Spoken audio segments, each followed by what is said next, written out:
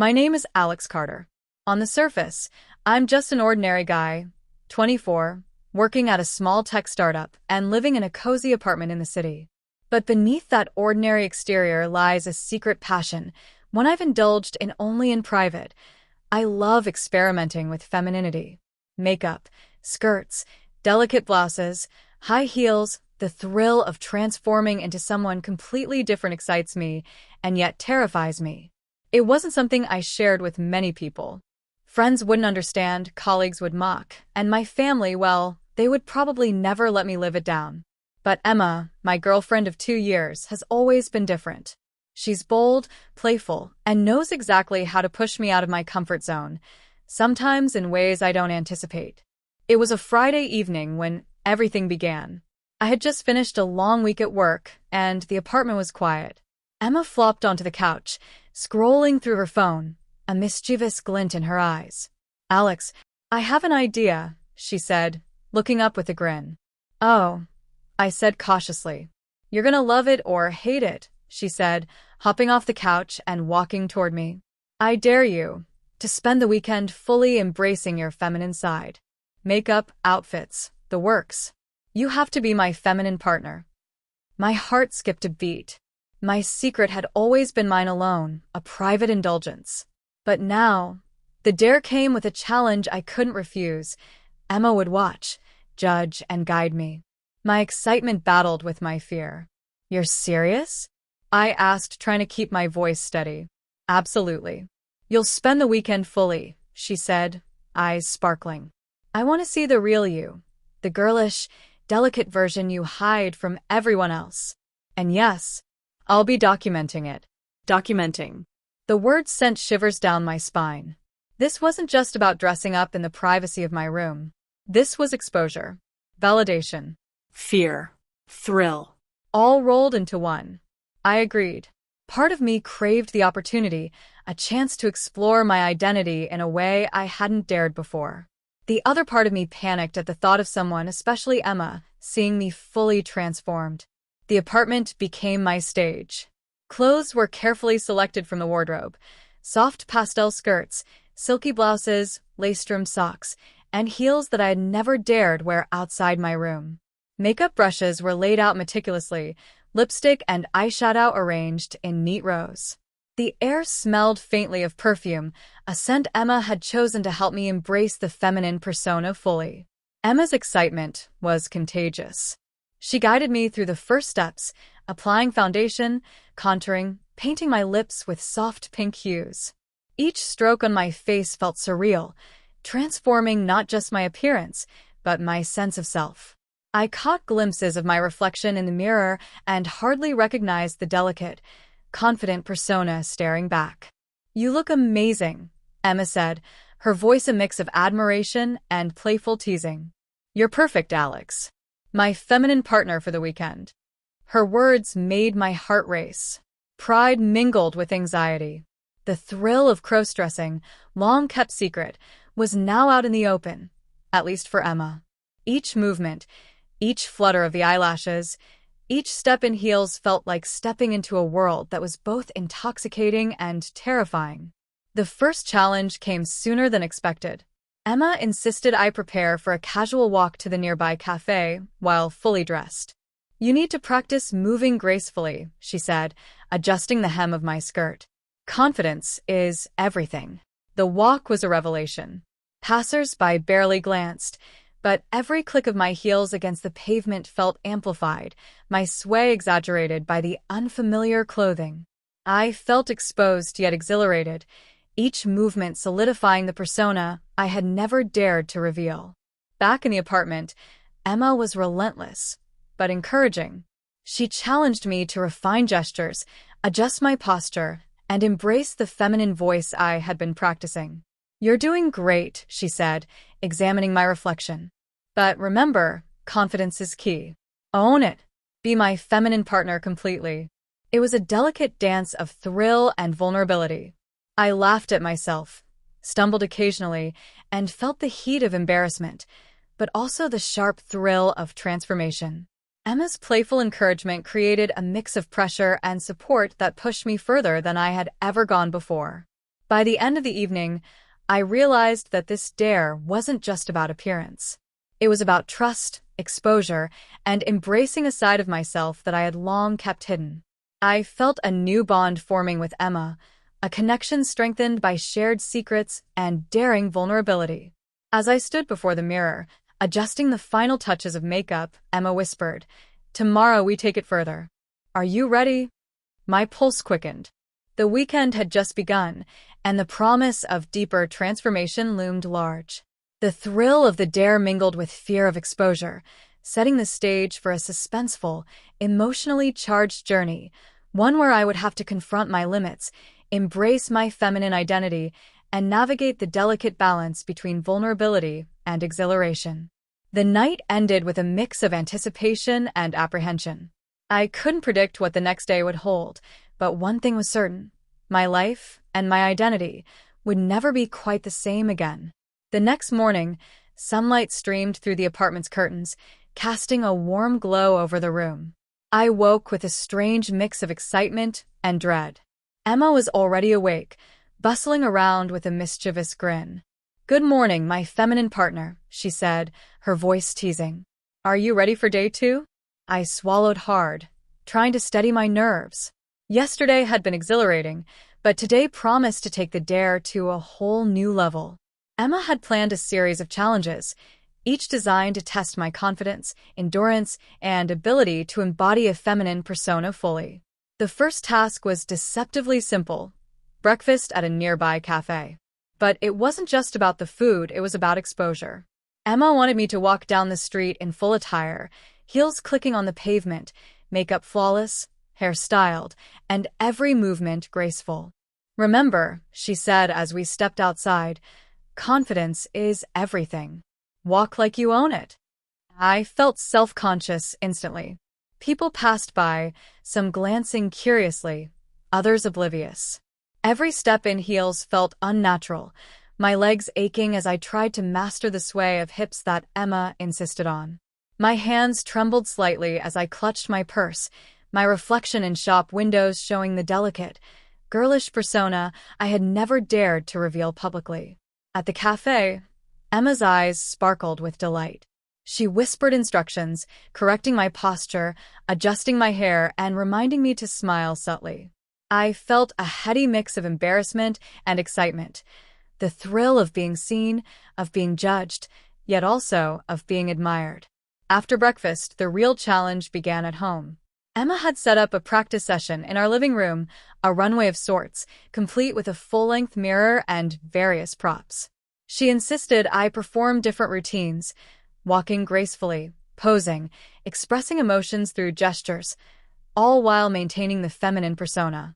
As I navigated the makeshift runway, I felt my insecurities battling with a growing confidence. Each pose, each movement, each delicate tilt of my head reinforced the persona Emma wanted me to embrace. But the stakes weren't just performative, they were emotional. Every misstep felt like exposure, every stumble a potential failure to meet the challenge. "Look at you," Emma exclaimed, clapping. "You're becoming perfect. My feminine partner is real." Her praise warmed me, but the anxiety lingered. Could I maintain this persona if someone unexpected appeared? Could I blend my masculine and feminine selves without losing control? The questions gnawed at me, adding tension to the thrill of transformation. By mid-afternoon, Emma introduced the most intense part of the build-up: full makeup and outfit preparation for an outing to a crowded shopping district. She had picked a soft, pastel dress that accentuated curves I had never noticed before, along with heels that elevated not just my height but my awareness of every step. As I applied makeup under Emma's guidance, the transformation became more than superficial. My face softened, my expressions subtly shifted, and even my voice began to take on a lighter, more delicate tone. Each adjustment amplified my awareness of the duality within me, the blend of Alex and the feminine persona I had been cultivating. Emma watched intently, correcting my eyeliner, adjusting blush, and guiding me through lipstick application. Her touch was gentle but insistent, demanding perfection while offering encouragement. My heartbeat accelerated with each stroke, each correction, each glance at my reflection. Finally, fully transformed, I stood before the mirror. The reflection staring back was both foreign and familiar, a delicate, confident version of myself, poised and undeniably feminine. My legs felt strange in the heels, but the posture and confidence Emma demanded made me feel powerful. The trip to the shopping district tested everything. Crowds moved around us, strangers glanced, and I felt eyes lingering longer than comfortable. Every step in heels was a reminder of vulnerability, yet the exhilaration of performing in public, of maintaining the feminine persona, was addictive. At one point, a passerby complimented my outfit, and a thrill ran through me. Emma squeezed my hand, whispering, "See? Confidence works. You're beautiful." Her affirmation bolstered me, yet also reminded me of the stakes. One misstep, one lapse in poise, could undo the illusion entirely. Back at the apartment, exhaustion set in. My legs ached, my feet throbbed from the heels, and yet the emotional intensity hadn't waned. Emma introduced the final part of the day, practicing feminine behaviors in intimate scenarios, like cooking, tidying, and interacting as a partner. Every gesture felt amplified, the tilt of my head, the sweep of my hair, the subtle curves of my movements. Emma's eyes were always on me, guiding, praising, teasing. I realized the dare wasn't just about clothing or makeup. It was about embodying an identity that was thrilling, terrifying, and intoxicating all at once. By nightfall, I felt a strange exhaustion, a mix of physical fatigue and emotional overstimulation. I had spent hours navigating vulnerability, exposure, and transformation, yet the thrill lingered. Emma smiled, brushing a strand of hair from my face. "You did amazing today. Tomorrow we go even further. Are you ready?" I swallowed hard, realizing the weekend was far from over.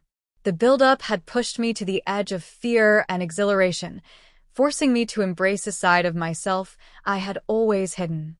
My dual identity, Alex and the feminine persona, was merging in ways I hadn't anticipated, setting the stage for challenges that would test not just my appearance, but my very sense of self.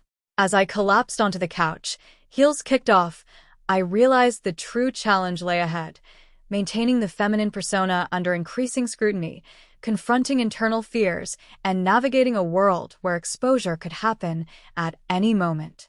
The weekend had just begun, and the stakes were higher than ever. The third day of the dare began with a heavy tension in the apartment. Emma had promised me a special challenge, but she refused to reveal the details. My heart raced with anticipation and fear. Each step, each glance at my reflection in the mirror reminded me of the persona I had cultivated, the delicate, feminine partner I was now expected to fully embody. "Ready for today?" Emma asked, her eyes gleaming with mischief. I nodded, though my pulse quickened. The clothing she had selected was even more elaborate, a flowing pastel dress, lace gloves, and heels that made my legs feel both elegant and precariously fragile. My makeup had to be flawless, no smudges, no missteps. Emma insisted on perfection, adjusting every strand of hair, every contour, and every delicate gesture. The first test came almost immediately. Emma had arranged for a small gathering at our apartment with a few close friends who knew me as Alex, the reserved, ordinary guy. Their unexpected presence created a surge of anxiety in my chest. Could I maintain the feminine persona under scrutiny? What if they saw through the disguise?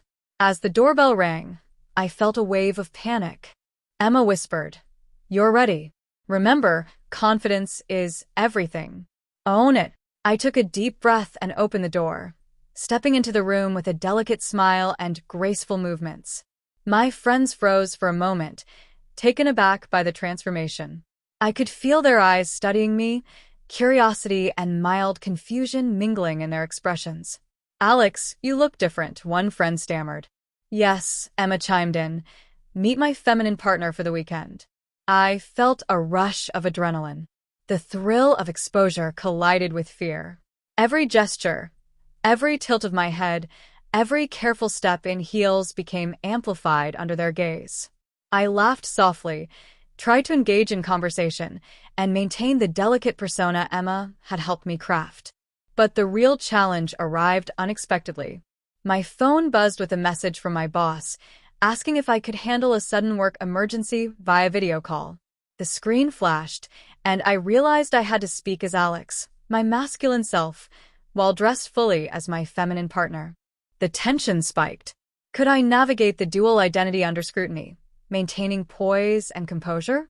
"Do it," Emma whispered, squeezing my hand. "You can handle it." The video call began. My colleagues saw me through the camera, but I had to carefully balance my voice and demeanor, blending professional assertiveness with the delicate gestures of my feminine persona. It was a tightrope act, each word and movement measured with precision. By mid-afternoon, Emma introduced the next twist, a public outing. We were to attend a fashion event downtown, a place crowded with strangers, photographers, and influential figures. Every step in heels, every sway of the skirt, every smile to onlookers heightened the stakes. I felt the weight of vulnerability pressing down, my heart hammering with each passing second. In the crowded hall, I stumbled slightly, the heel catching on the edge of a rug. My breath caught. Emma's hand steadied me, whispering encouragement. The audience didn't notice the near mishap, but I felt my pulse racing, my anxiety peaking. The thrill of transformation merged with the fear of exposure, creating a cocktail of emotion I had never experienced. A sudden obstacle emerged. A familiar face from work approached, smiling warmly. Recognition flickered in their eyes, and I froze. Could I maintain the feminine persona without revealing my secret? Emma nudged me subtly, guiding my posture, my smile, and my responses. The conversation became a delicate dance, each word and gesture carefully crafted to preserve the illusion.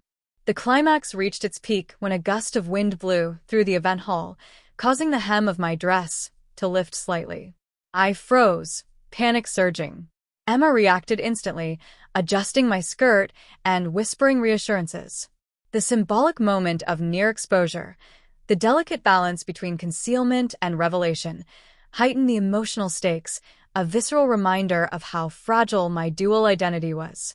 By evening, we returned home, both exhausted and exhilarated. The final twist awaited. Emma had arranged a private reflection session in front of the full-length mirror. She asked me to stand, fully dressed and made up, and describe how I felt in this feminine persona.